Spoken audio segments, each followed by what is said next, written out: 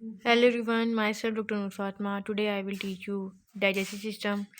Digestive system का आज हम ओवरव्यू लेंगे कि डाइजेस्टिव सिस्टम के अंदर कौन कौन से ऑर्गन्स टेक पार्ट करते हैं और किस तरह से जो है वो म्यूकस मेम्ब्रेन स्टमी की लाइनिंग वगैरह है, इन सब चीज़ों को जो है एक ओवरव्यू लेंगे डाइजेस्टिव सिस्टम का।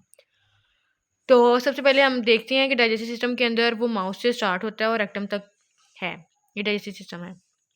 माउथ के साथ माउथ माउथ कैविटी, फिर उसके बाद फर्नक्स, ओसोफेगस, उसके पास स्टमक, स्टमक से फूड क्या इंटेस्टाइन में चला गया, small intestine, large intestine, liver, gland, pancreas, ये अपनी अपनी सिक्रेशन को करते हैं फूड पे और उसके साथ अपनी एंजाइम्स वगैरह रिलीज करते हैं, इसकी वजह से फूड डाइजेस्ट हो जाता है। और लास्ट पे प्रॉपर डाइजेशन एब्जॉर्प्शन के बाद जो वेस्ट रह जाता है वो रेक्टम के थ्रू पास कर जाता है। अच्छा, ये डाइजेस्ट सिस्टम की हम लोगों ने डायग्राम देखी, हमने देखा कौन कौन से ऑर्गन इन्वॉल्व हैं। अब इसके अंदर प्राइमरी सेकेंडरी ऑर्गन्स होते हैं, हम लोगों ने उनको देखने के प्राइमरी कौन से वाले हैं और सेकेंडरी कौन से वाले हैं। अच्छा, पहले कंटेंट में हम देख लेते हैं कि हम लोगों ने आज पढ़ना क्या क्या कुछ है। इसमें हम देखेंगे part of digestive system, function of digestive system, function of different part of digestive systems, layer of gut और नर्व सप्लाई ऑफ जीआईटी। तो हम पहले देखते हैं पार्ट्स। पार्ट्स के अंदर दो किस्म के हैं ऑर्गन कर रहे हैं डाइजेस्टिव सिस्टम के अंदर। एक तो प्राइमरी ऑर्गन है और दूसरी एसेसरी ऑर्गन है। प्राइमरी के अंदर कौन कौन से होते हैं? Mouth, furnace, oesophagus, stomach, small intestine, large intestine, ये है प्राइमरी ऑर्गन्स। और सेकेंडरी जो असेसरी हैं, जो असेस कर रहे हैं, तो माउथ तो एक है कि प्राइमरी माउथ में फूड गया, उसने आगे फिर हम लोगों ने उसको पास स्वेलिंग करना है और उसके बाद वो फर्नेक्स से ओसोफेगस से पास होता हुआ स्टमक में जाएगा। लेकिन उसके अंदर उसको असेस कौन कर रहा है? टीथ और टंग कर रहे हैं, स्लाइवरी ग्लैंड कर रहे हैं। इसी तरह एक्सोक्राइन पार्ट ऑफ पेंक्रियाज है जो पेंक्रियाज को असेस करेगा, इसी तरह से लीवर और गॉल है, ये सारे डाइजेशन को असेस कर रहे होते हैं। तो ये एसेसरी ऑर्गन हो गए और प्राइमरी ऑर्गन जो हमें मेजर जो रोल प्ले कर रहे हैं वो माउथ, फर्नेस, स्टमक, इंटेस्टाइन वगैरह ये सब हैं। अच्छा, हम लोगों ने ये देखा। नेक्स्ट हम देखेंगे फंक्शन क्या है डाइजेस्टिव सिस्टम का। तो पहला फंक्शन तो यही है कि इंजेक्शन और कंजप्शन ऑफ फूड। फूड को हम लोगों ने इंजेस्ट किया और उसको कंज्यूम करना है as energy source of body. क्या होगा कि ब्रेकिंग डाउन किया जाएगा फूड को स्मॉल पार्टिकल्स के अंदर, उसके बाद उस ट्रांसपोर्ट किए जाएंगे वो small particles different area of digestive tract. अब जब उनकी ट्रांसपोर्ट हो गई है जीआईटी के डिफरेंट एरियाज में वो चले गए हैं, अब उनकी ट्रांसपोर्ट के बाद अब जीआईटी ने क्या एक्ट करना है? वो अपने एंजाइम्स को सिक्रीट करेगा कि उसको डाइजेस्ट करें, फूड को डाइजेस्ट करने। अब क्या होगा कि digestion of food particle start हो जाएगी। जैसे डाइजेशन स्टार्ट होगी उसके बाद क्या होगा? अब एब्जॉर्प्शन स्टार्ट हो जाएगी उन प्रोडक्ट्स की, जितने भी न्यूट्रिएंट्स वगैरह जो हमारी बॉडी में गए थे, अब बॉडी उनकी एब्जॉर्प्शन स्टार्ट कर देगी। उसके बाद जो वेस्ट रह जाएंगे, जो बॉडी को नहीं चाहिए, उसको क्या करेगी? वो एक्सक्रीट आउट कर देगी, उनका रिमूवल करना स्टार्ट कर देगी। तो ये ओवरऑल फंक्शन होता है डाइजेस्टिव सिस्टम का। अब हम चलते हैं, हम देखते हैं माउथ ने फूड को जो है ब्रेक डाउन किया, फर्नेक्स ने स्वेलो किया, स्लाइवरी ग्लैंड ने उसको लुब्रिकेट किया, स्पेशली माइलेज जो है वो पॉलीसेकेराइड्स।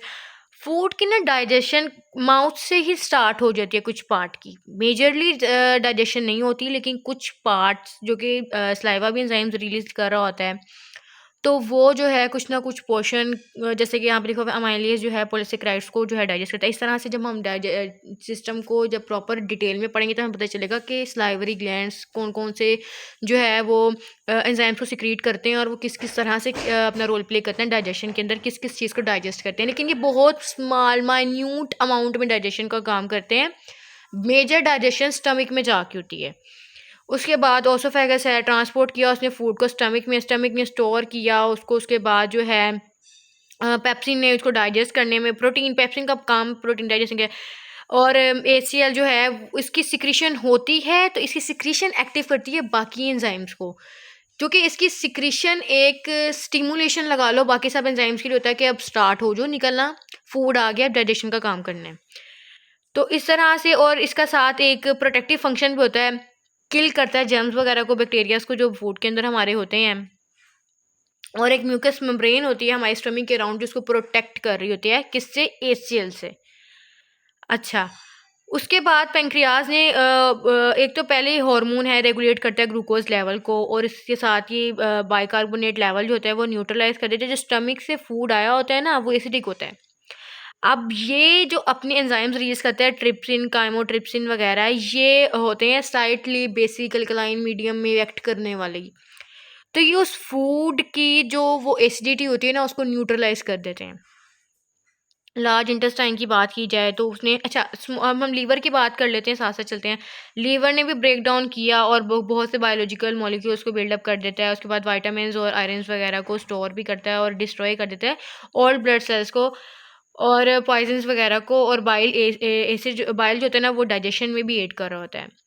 अब कार्बोरेटर क्या कर रहा होता है, वो बाइल को स्टोर और कंसंट्रेट कर रहा होता है।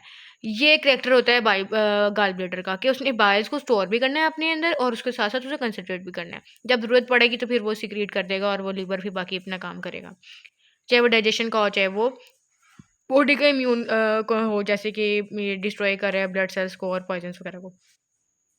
स्मॉल इंटेस्टाइन की बात करते हैं। स्मॉल इंटेस्टाइन ने complete major portion of digestion का जो है ना वो इसमें हो जाएगा, स्मॉल इंटेस्टाइन के अंदर ही हो जाएगा। फूड की एब्जॉर्प्शन वगैरह, उसका ब्रेक डाउन वगैरह, ये सब चीज़ें यहाँ पे हो जाएंगी। ये पेप्टाइडेज, सुक्रेज, अमाइलेज वगैरह एंजाइम्स रिलीज करता है। फिर अगर कोई कमी रह जाती है तो लार्ज इंटेस्टाइन में जाएगा, वहाँ पे रीअब्जॉर्प्शन स्टार्ट हो जाएगी फूड की। तो और उसके बाद वो जो वेस्ट वगैरह होगा उसको स्टोर कर लेगा और वो फीसिस की फॉर्म। आगे रेक्टम और एनएस है, ये एलिमिनेशन करेगा और जो भी वेस्ट वगैरह होगा उसके बॉडी से बाहर निकाल देगा। अच्छा, हम लोगों ने कंपोनेंट्स वगैरह को देखा, हमने डाइजेटिव ओवरव्यू ले लिया, फंक्शन वगैरह देखे। अब नेक्स्ट हम आगे बढ़ते हैं। अब हम देखते हैं लेयर, जीआईटी की लेयर्स क्या हैं। तो उसके अंदर सबसे पहले इंटरनल जो है ल्यूमिन है, ल्यूमिन के बाहर म्यूकोसा है, म्यूकोसा से आउटर लेयर जो है वो सब म्यूकोसा है, फिर इनर सर्कुलर जो है और फिर बाद में आउटर लॉन्गिट्यूडनल है और लास्ट पे क्या है, सिरोसा। ये इतनी ज़्यादा लेयर्स हैं। ल्यूमिन, फिर म्यूकोसा, सब म्यूकोसा, फिर इनर और फिर आउटर लॉन्गिट्यूडनल और लास्ट पे है सिरोसा। ये इसकी लेयर्स हैं। यहाँ पे भी उसने यही चीज़ें डायग्राम में बनाई हुई हैं, बताई हैं। अच्छा, अब स्टमक मसल्स फाइबर्स को हम देख लेते हैं। एक स्टमक के हैं और स्मूथ मसल्स फाइबर को देखते हैं। स्मूथ मसल फाइबर यानी कि स्टमक में भी होते हैं और इंटेस्टाइन में भी होते हैं। अब स्टमक में जो होते हैं वो इनर ऑब्लिक लेयर होते हैं, मिडल सर्कुलर लेयर होते हैं, आउटर लॉन्गिट्यूडिनल लेयर होते हैं। ये 3 किस्म के होते हैं, इनर ऑब्लिक, मिडल सर्कुलर यानी इनर साइड पे ऑब्लिक होगा, मिडल साइड पे सर्कुलर होगा और आउटर जो होंगे वो लॉन्गिट्यूडिनल लेयर होते हैं। और इंटेस्टाइन में 2 किस्म के होते हैं, इनर सर्कुलर, वहाँ पे मिडल सर्कुलर था, यहाँ पे इनर सर्कुलर है और आउटर क्या है, लॉन्गिट्यूडिनल लेयर। इस तरह से इस मसल फाइबर बताएं। अच्छा, अब नर्व सप्लाई, जीआईटी को जब नर्व सप्लाई जाएगी तो 2 किस्म की होती हैं, इंट्रिंसिक और एक्सट्रिंसिक। अब हम देखेंगे इंट्रिंसिक कौन सी वाली होती है, किस तरह से सप्लाई देती है, और एक्सट्रिंसिक कौन सी नर्व होती है और वो किस तरह से अपनी सप्लाई देती है, यहाँ हम देखते हैं। एक्सट्रिंसिक नर्व जो होते हैं ना उसको इंटेरिक नर्वस सिस्टम जो है ना उसको सप्लाई कर रही होती है। इसमें अंदर ऑर्बिक प्लेक्सेस होते हैं और मिजनर प्लेक्सेस होते हैं, ये 2 चीज़ें होती हैं। अब हम इनको देखेंगे ये होता क्या है। अच्छा, इंट्रिंसिक जो होती है ना वो नर्व्स जीआईटी ट्रैक को जो है ना, मतलब कि वो इंटेरिक नर्वस सिस्टम बना लेती हैं। इसका कंट्रोल क्या होता है कि जितनी भी सिक्रेशन और मूवमेंट होती है ना जीआई ट्रैक को, वो उसको कंट्रोल कर रहा होता है। इंट्रिंसिक वाला मूवमेंट और सिक्रेशन को कंट्रोल कर रहा है और ये इंटेरिक नर्वस सिस्टम बना रहा है। और ये प्रेजेंट कहाँ पे होता है, वॉल ऑफ जीआईटी ट्रैक में, जो कि ओसोफेगस से एनएस तक है। ठीक हो गया। अब हम देखते हैं आगे ऑर्बिक प्लेक्सिस को भी देखते हैं। ऑर्बिक प्लेक्सिस क्या होते हैं, इसको मेंटेरिक नर्व प्लेक्सिस भी कहते हैं, मेंटेरिक नर्व प्लेक्सिस। और ये प्रेजेंट हुआ होता है इनर सर्कुलर मसल्स लेयर में और आउटर लॉन्गिट्यूडिनल मसल्स लेयर के अंदर। ये जीआईटी मूवमेंट जो हमें पता है कि इंट्रिंसिक बना ही वो इंटेरिक नर्वस सिस्टम रहा है और सिक्रीशन को और मूवमेंट को कंट्रोल कर रहा है।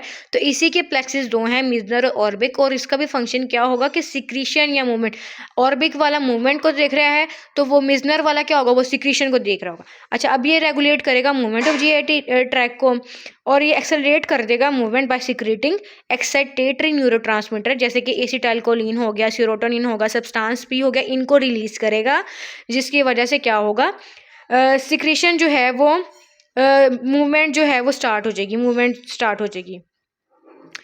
उसके बाद क्या कहते हैं, इनहिबिट कर देगा GI motility by secreting inhibitory neurotransmitter. अच्छा, एक टाइम पे वो एक्साइटेटरी न्यूरोट्रांसमीटर को सिक्रीट कर रहा है, जहाँ पे वो क्या कर रहा है कि जो है मूवमेंट को वो उसको एक्सेलरेट कर रहा है और दूसरी साइड पे मोटेलिटी को वो इनहिबिट कर रहा है। एक टाइम पे मूवमेंट शो करवा रहा है, दूसरे टाइम पे इनहिबिट करवा रहा है। इनहिबिट करवाने के लिए वो कौन से न्यूरोट्रांसमीटर को रिलीज कर रहा है? पॉलीपेप्टाइड। वेजोएक्टिव इंटेस्टाइनल पॉलीपेप्टाइड को रिलीज कर रहा है, न्यूरोटेंसिन को और इनकेफेलिन को। इनको रिलीज करवाएगा और मूवमेंट इनहिबिट हो जाएगी। दो काम करेगा, एक्सेलरेट भी करेगा, इनहिबिट भी करेगा और मेजर फंक्शन इसका क्या है? रेगुलेट करना जीआई मूवमेंट को, जीआईटी मूवमेंट को। अच्छा, और ये बना क्या रहा है? मेंटेरिक नर्व प्लेक्सिस बना रहा है। मिजनर को देखेंगे, ये सब म्यूकस नर्व प्लेक्सिस बनाता है। वो मेंटेरिक बना रहा था, ये सब म्यूकस नर्व प्लेक्सिस बना रहा है। और इसका फंक्शन मैंने जहाँ कहा था कि अगर वो मूवमेंट का करवा रहा है तो ये क्या करेगा कि ये सिक्रीशन का काम करेगा। अब ये क्या करेगा? रेगुलेशन करेगा सिक्रीशन की जीआईटी ट्रैक को, और नर्व फाइबर जो है constriction of blood vessels of GIT जो है ना वो करवाएगा। ये इसका काम ये है। अच्छा, अब हम आगे देख लेते हैं एक्सट्रिंसिक नर्व सप्लाई को। हमने इंट्रिंसिक देख लिया, इंट्रिंसिक की दो प्लेक्सेस थे। अब हम आगे देखेंगे कि एक्सट्रिंसिक क्या। एक्सट्रिंसिक के अंदर क्या आ जाएगा? सिंपैथेटिक और parasympathetic nervous system. Sympathetic parasympathetic का तो हम लोग को ऑलरेडी पता है कि पैरासिम्पैथेटिक क्या करेगा? वो मूवमेंट को एक्सेलरेट करेगा, सिक्रीशन ऑफ जीआईटी ट्रैक को बढ़ा देगा, जैसे कि एसिटाइल कोलिन है। अब सिंपैथेटिक क्या करेगा? उसने इनहिबिट कर देना है, जो कि ये चीज़ें हम पहले से पढ़ चुके हैं कि जैसे ही सिंपैथेटिक सिस्टम ऑन होता है तो जीआईटी के मोटेलिटी पे इफेक्ट आता है, उसकी मोटेलिटी कम हो जाती है, उसकी सिक्रीशन कम हो जाती है। तो उस चीज़ को जो है सिंपैथेटिक नर्व प्लेक्सिस ने क्या करना है, फाइबर्स ने, कि उसको जो है इनहिबिट करवा देंगे मूवमेंट को भी और सिक्रीशन को भी। और सबसे बड़ा जो इसके अंदर नाम आ रहा है वो क्या है? नोराड्रेनालिन का। ये कंस्ट्रिक्शन और स्प्रिंचर करवा देगा। अच्छा, अब हम देख लेते हैं ये कौन कौन सी नर्व सप्लाई जा रही है, सिंपैथेटिक की कौन सी जा रही है और पैरासिम्पैथेटिक की वेगस होती है। अच्छा, वो कहाँ कहाँ पे जा रही है? वो vagus, oesophagus, stomach, small intestine, large intestine और पेल्विक नर्व को जा रही है। ठीक है। और जो है ना पैरासिम्पैथेटिक, ये T5 जो है ना थोरेसिक सेगमेंट से है, T5 से L1 तक तो ये जाएगी। और इसमें कौन कौन से हैं? इसमें भी स्टमक वगैरह सारे हैं, लेकिन इसका जो है ना वो नर्व जा कहाँ रही है? वो T5 और L1 पे जाके वो जो अपनी नर्व्स जो हैं वो जा रही हैं इसकी पैरासिम्पैथेटिक नर्वस सिस्टम की। और पैरासिम्पैथेटिक की जो हैं वो जा रही हैं S2 segment of spinal cord पे जाके, सैक्रल सेगमेंट में जा रही है। और ये थोरेसिक और लंबर रीजन पे हैं सिम्पैथेटिक वाली। अच्छा, समरी में हम लोगों ने देखा था चीज़ों को कि पार्ट्स ऑफ डाइजेस्टिव सिस्टम क्या हैं, लेयर्स क्या हैं, उसके बाद हम लोगों ने नर्व सप्लाई देखी थी एक्सटेंसिंग। यही ओवरव्यू था हमारे आज जीआईटी का। और नेक्स्ट स्टेप में हम लोग नेक्स्ट वीडियो के अंदर हम लोग देखेंगे आगे जीआईटी के बाकी जितने भी ऑर्गन्स हैं और वो किस तरह से अपनी एंजाइम से क्रिएट कर रहे हैं, किस तरह से वो डाइजेशन कर रहे हैं फूड की, कौन कौन से ऑर्गन किस किस तरह से अपना जो पार्टिसिपेट कर रहा है डाइजेशन के अंदर। और हम यहाँ से सैवरी ग्लैंड से लेके टोटल एंड लार्ज इंटेस्टाइन तक टोटल पढ़ेंगे सारे जीआईटी को बारी बारी करके। वीडियो अच्छी लगी हो तो इसे लाइक, शेयर, कमेंट और सब्सक्राइब कीजिएगा। और आई होप ये आपके लिए इन्फॉर्मेटिव साबित होगी।